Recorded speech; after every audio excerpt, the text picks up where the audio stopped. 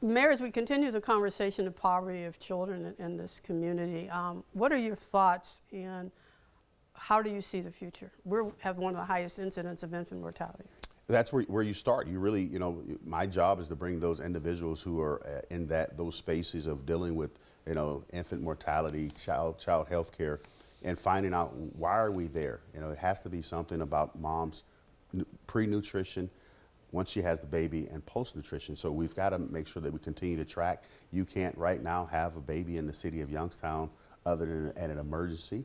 It's outside the city. I think we need to make sure that if mom's got to decide whether she gets on the bus or stay at home to pick her kids up from school, she's got to make sure those things are there, miss her doctor's appointment. So I continue to work with those agencies who deal with that directly, doctors, those that really are focusing on how do we have almost 4 times as high African-American death rate than our white counterparts in this county.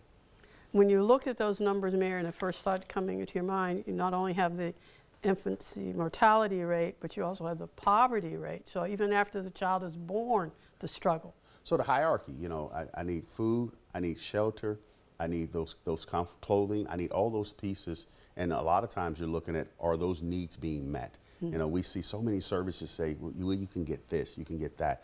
You know, when I was growing up, you know, and you had WIC, you had all those programs are still there, but the question is now, how are they being packaged? And how do access. we have access? Yeah. Yeah.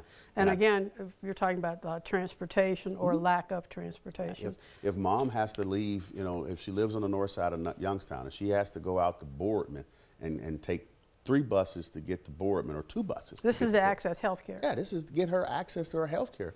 That's probably not going to be something she's going to look forward to every week or every 6 weeks, however Or often do. she has to, or will do, yeah.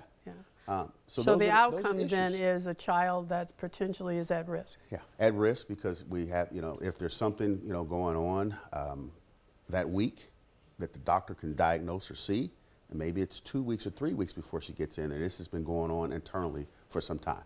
And what we're looking at then is the future population of the city of Youngstown that comes into this world at risk, remains in poverty through the majority of the life cycle, and then the expectation is that individual becomes a productive member of society. Yeah.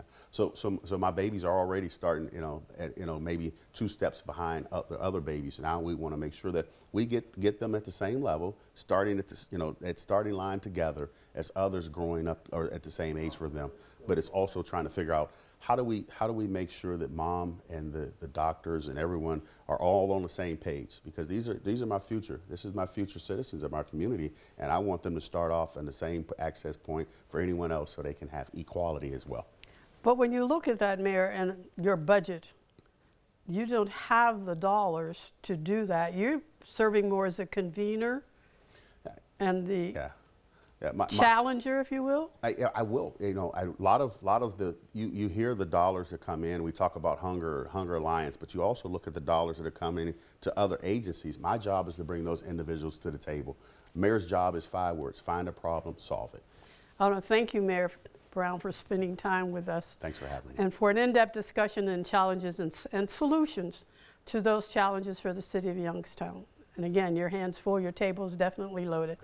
I'm WQVN Community Affairs Director, Dee Crawford.